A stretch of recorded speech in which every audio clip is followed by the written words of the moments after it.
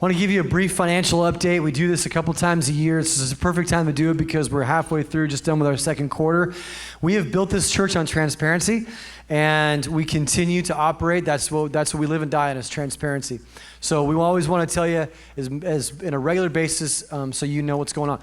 So first of all, at the beginning of the year, we came together and we said that our goal for the year, our budget goal, was $21,600 a week that we would need to take in to hit our budget. So we all, those of us who are members, we all voted to approve that, put our hands in the middle. We're going to support that. Let's go. So first quarter, we hit about 20 and change. Second quarter was a little bit less than the first quarter. And there's all kinds of intricate reasons of how all that worked. We had a pretty strong January, actually, which kind of even ticked it up, the first quarter. So even though neither one of those was all that bad. Now, the problem is if you average those out, it comes out to about $1,100 a week under our budget. Now, that's not under what we've spent. So we're not spending $1,100 more than we're taking in. Don't hear that. We're taking in $1,100 a week less than we want to for our budget to be able to accomplish our budget goals. One of them is, we're going to be hiring another children's director soon, by the way. 400, we were in contact with over 400 people from across the nation who our company we've hired has pre-vetted them to potentially solicit them to say, would you want to come work for Compass? There's a ton of leads going out there. We are working to come and get the best possible children's person we can possibly have on this planet to come here to Compass Church. So we're working on that. There's a lot of things we want to do, aggressive stuff we want to do. So that's where we are. So what does that mean? Well, what do we talk about in terms of solutions? Well, as I said, $21,600 is the goal. We're about $1,100 under that a week. So if we average that out over the adult attendance, typical adult attendance, that amounts to $2.50 per person per week. So that's all it is. So it's not like this horrible thing. It's a very minimal amount when you spread out over everybody. So it's not. The other problem that we're having, though, is not so much that, that's because that's not a huge amount of money, but it's cash flow. And those of you that run a business or even your own personal finances, you might have an income for a certain year, but you also know that there's certain times of the year where there's either lean times, if you have a seasonally driven business, or seasonal income, right? So July is our worst month. It's the hardest month because everyone's gone.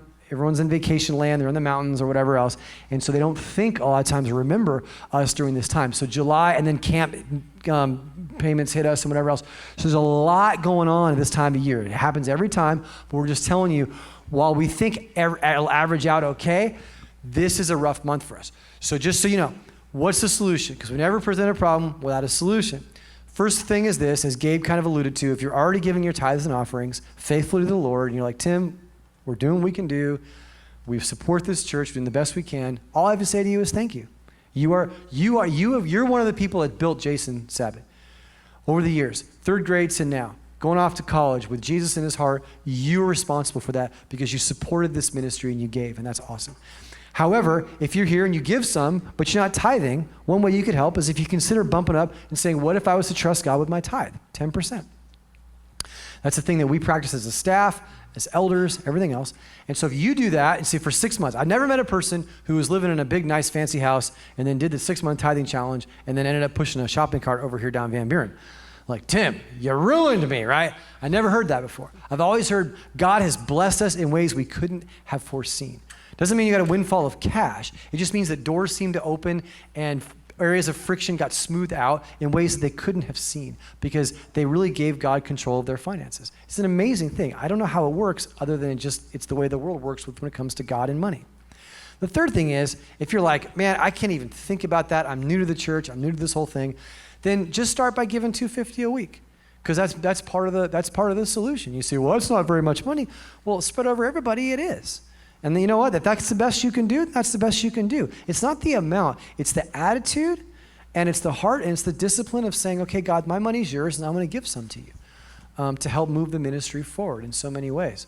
And $250 a week, we broke that down to like 78 cents a day or something like that. Yeah, I that's don't know like half of a Starbucks cup a week. But not an actual coffee, but just the cup. Just the cup itself. And yeah, I mean $250, it's almost a gallon of gas. Yeah.